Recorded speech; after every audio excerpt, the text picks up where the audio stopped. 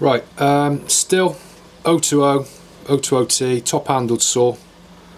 I'm just going to do one thing, and that's get into the side casing of the handle. And the reason I've made the video is because the first time I did this, it fell apart. I had nothing to go by to get it back together. I spent about 3 hours trying to do that. Right, correct way to do it, as I found. First thing you want to do, T20, get this off. And because I did this wrong the very first time I did this, it's the reason everything fell out. I had to spend hours trying to put it back in. Right, let's get that out. Before you undo these 3 screws, no need to undo this one, the larger one. Before you undo those 3, just prise this off. And if you do nothing else, this video is worth watching just for that bit of advice. What I did the first time, I undid the 3 screws and that screw, tried to remove the handle, and this was on so stiff, and it is every saw I've done this on is so stiff that it literally, this will pull the innards out, and it literally all fell out, linkages, and there's a little spring in there, you'll see. Right, so if nothing else, the video was worth watching for that bit of advice. Right, got this one. I mean, it's all pretty simple in there, to be honest. But I have been advised, when I want to do some work on the carb, somebody did say, don't go in there for the linkage, you'll spend hours messing about. Well, I did spend hours messing about, but just because I took it apart wrong. And I believe, if you do it like this, if you wanted to get in there for the linkages, to take the carb apart, it would be pretty easy, to be honest. Or if you want to check out, obviously, what your switch is doing. I did have a problem, the saw, a previous saw was not turning off, and it was this wire here was broken. I'll show you that. Right, the 3 smaller screws, like I said, this one here, leave that. And just gently pull this apart. If nothing else, just so, do it gently so nothing falls out. If nothing falls out, I'll tell you what I would do. There's nothing in there, as you can see. Just digital camera, take a picture. If you get stuck, it's all there. What happened to me was, first time this lot fell out, including that spring you can see on the right. I had no idea how to put it back in, to be honest. I mean, once you're at this stage, if you want to, right, before I go any further, the red or copper coloured is your throttle.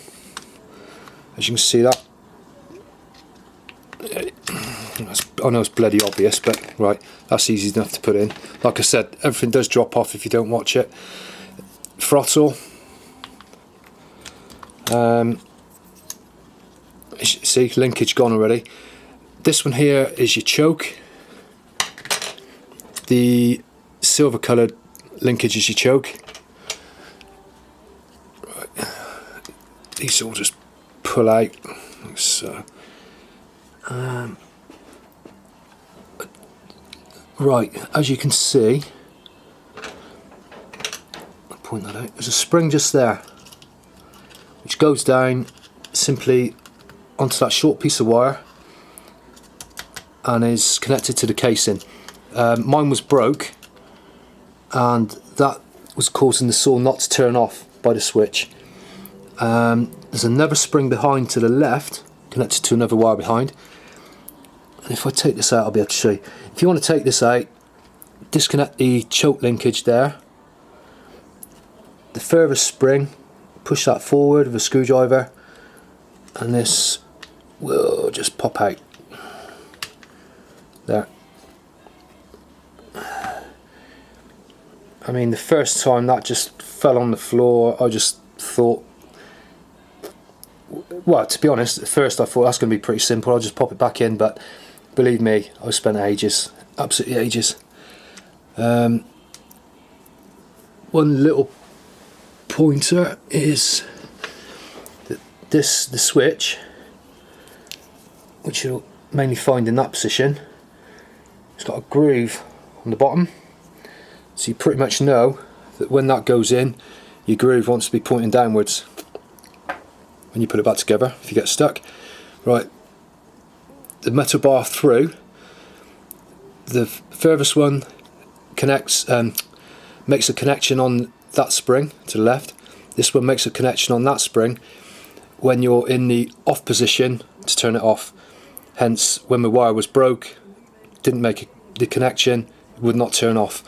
So just made up a new wire on my other saw, as good as new. That just slides, that's your choke. Right, to put this back in, the further spring, just push it out of the way, push it forwards out of the way, and that will just slot in to the back, and it will sit there quite happily.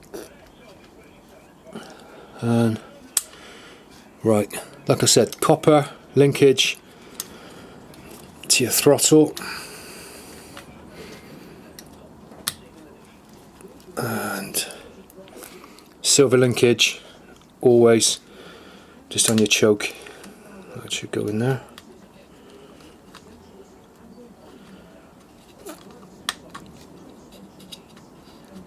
That's it. As you can see back here, you've got a linkage that comes from your carb. Let's get that there, from your carb. That's your choke, obviously. Goes in the rear of that piece of plastic. And you can see this is a different joint linkage. You push in there, goes behind that little, don't know where you can see that, obviously straight up. Same with this, your copper, or red in this case, throttle to there, it just drops back down there, and that's the one, when you take your carb off, is going to that. So I know it's difficult when you are playing with your carb to get that one back on, but if you did want to take your handle apart and disconnect here, as you can see, it's not a nightmare. This pin here, that little U shape, just holds the two linkages back in place. It's quite handy. That will pull off. A pair of pliers. This spring back here will pull out and literally just push back in. I think that's really self-explanatory. There's no need for me to pull that out just to show you. It pulls out, pushes back in. That's that spring to this wire if you needed to fix that. Yeah, that's it. This spring here for the throttle release. You literally get that into place, push it back into its seat, and the spring goes on a small latch behind. Whoops. Just behind there. Always under a bit of extra pressure when you're making a video, but that's, oh, not that way. Get behind there. I think that's it, yeah. Let's see, that's in place. Probably a good idea. I know it's only 3 screws, but just check everything works. You're throttling that just before you put it back together. Hopefully, well, obviously, as you can see, that was not a nightmare. Could have done that in minutes if I wasn't making a video. That goes back on there.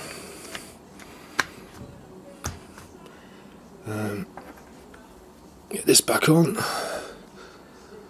I've put a little bit of grease in these, but it's still very stiff, very flush fitting. Back in there, on, choke, off. I think that's pretty simple. Screws back in, there you go.